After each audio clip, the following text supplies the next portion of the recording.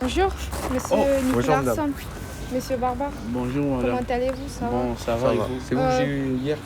Oui, c'est moi, je m'appelle Yann. Si je vous ai appelé parce que là, j'ai un grave problème là. Parce que mon mari, il a tellement changé, je sais pas. Mais j'ai comme l'impression qu'il me trompe vu ses comportements. D'abord, il rentre tard, il est tout le temps saoul, il me répond pas, donc je sais pas, je suis dépassée. Oui, mais madame, peut-être qu'il sort avec ses amis prendre un verre. Bah non, parce Surtout, que, elle travaille à la mairie, elle aura pas le temps, voilà. non, ne le prenez pas part parce que je le connais très bien. Ah non, non, et- mais on prend pas part avec lui, Ouais. c'est juste que voilà, on n'a pas envie de vous faire payer pour rien. C'est pour Non, ça. je vous assure qu'il me trompe.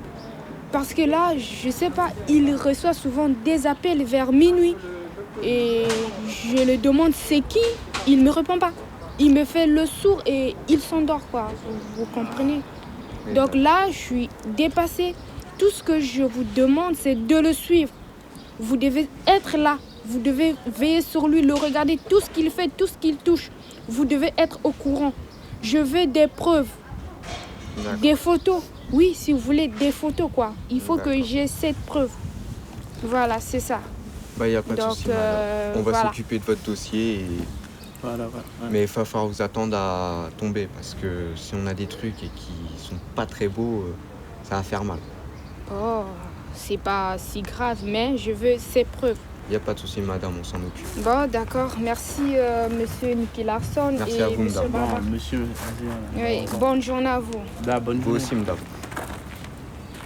Vous êtes prêts? Vous êtes prêts? Bonjour. Oui, c'est Nicolas à l'appareil, vous m'entendez? Oui. Je vous cache pas que là, il y a un petit changement en fait. On est passé par l'hôtel avant Ouais. et on a bien fait de passer par l'hôtel parce qu'en fait notre objectif est sur place. Enfin, en tout cas son véhicule. Ok. Donc du coup, ça veut dire quoi? Ça veut dire que si jamais ça partait, je vais être obligé de partir derrière en filature. Ok. Bah écoutez, j'attends vos questions.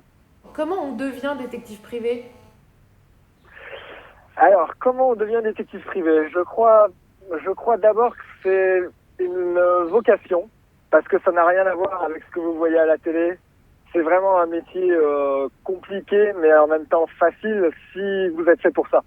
C'est un métier où il faut d'abord avoir beaucoup de patience, il faut être humble avec soi-même et humble aussi avec les clients qui viennent vous voir. Je pense qu'on ne peut pas faire ce métier si on n'a pas envie de rendre service aux gens. Parce que c'est d'abord un service qu'on veut rendre aux gens pour apporter les éléments de preuve dont ils ont besoin. On est souvent la dernière chance, on est souvent leur dernière chance, parce que déjà, il y a beaucoup de choses que la police ne font pas parce qu'ils n'ont pas le temps, et puis parce que c'est pas non plus un impératif. Et on est souvent leur dernière chance. Donc on ne devient pas détective pour se faire de l'argent, on devient détective parce qu'on aime ce job, parce qu'on veut rendre service aux gens, quel que soit leur problème.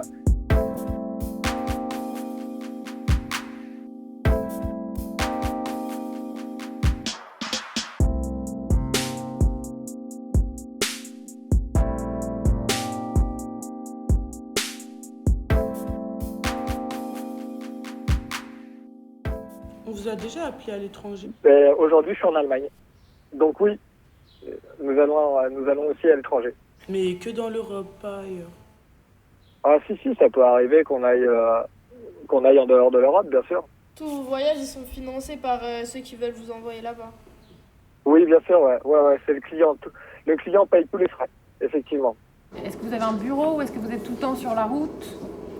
Alors j'ai eu un bureau que je partage avec des confrères, et puis finalement j'ai estimé que c'était pas la peine parce que les clients, soit ils vous demandent de venir chez eux quand c'est des entreprises, donc à leur bureau, et pour les particuliers, je les reçois dans des hôtels de luxe, dans les salons. Ils aiment bien, c'est un environnement un peu cosy, tranquille, anonyme. Et puis parfois, ça arrive qu'ils nous demandent de venir chez eux. Tu fais appel à une détective privé, en général. Qui font appel les sociétés ou les particuliers. On peut intervenir dans beaucoup de domaines, que ce soit pour le particulier ou pour l'entreprise. C'est très varié. Est-ce que vous collaborez avec des stars ou des gens connus? Ah oui, ça arrive, oui. Oui, bien sûr, on peut avoir des gens connus qui viennent nous voir, tout à fait. Vous pouvez nous en citer? Non, je suis désolé, ça c'est confidentiel. Allô? Bonjour, cher. Oui? Non, là, je suis au travail, là. Ouais. Il me reste 2 heures de travail, là.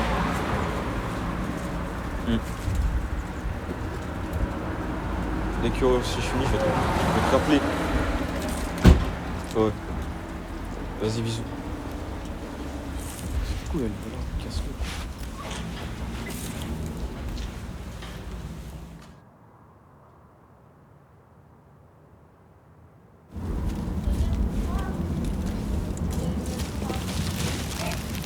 C'est bon, t'as des photos. Ça va. On va continuer à suivre.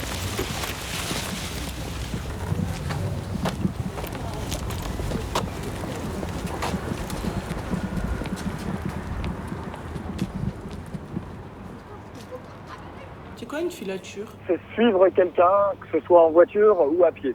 La filature, c'est de l'anticipation, beaucoup d'anticipation. Il faut sentir le terrain. Quand la personne se déplace, il faut se déplacer avec elle. Il faut adapter la distance entre elle et vous par rapport à la circulation, par rapport à la circulation véhicule et à la circulation piétonne. Il faut s'imprégner de la personne, c'est-à-dire prendre son rythme, parce que si jamais elle tourne à un croisement de rue, la personne, elle peut pas se volatiliser. Donc il faut vous dire que si vous la perdez à un croisement de rue, suivant la distance qu'il y avait entre vous et elle, et puis le timing qui s'est passé, elle est pas très loin. Donc il faut rester dans la zone pour la retrouver.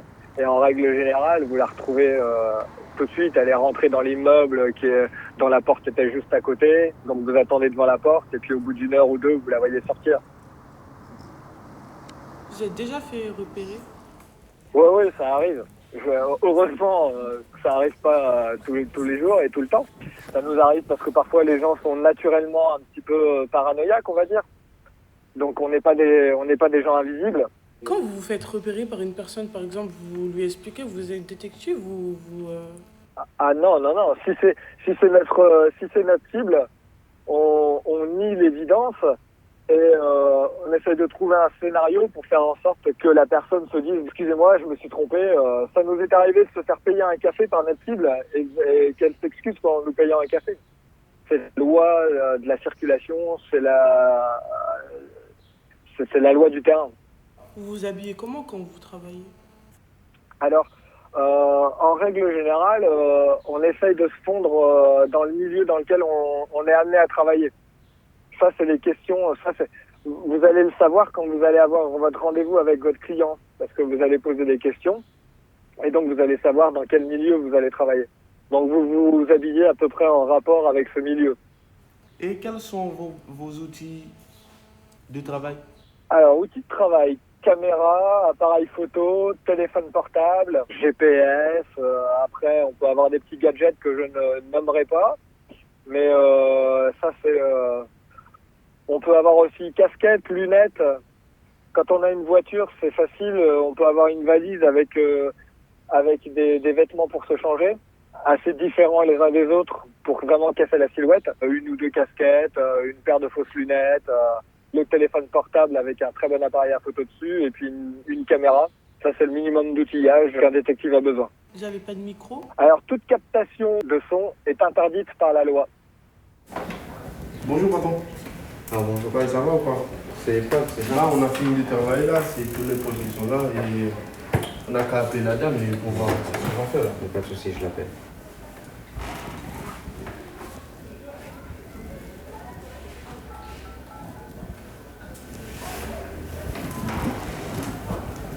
Oui, bonjour madame. C'est moi, le détective privé. Je vous appelle parce qu'on a toutes les preuves qui prouvent que votre mari vous trompe. Donc je vous donne un rendez-vous, même endroit, même heure, où on s'est rencontrés. Ça vous va? D'accord.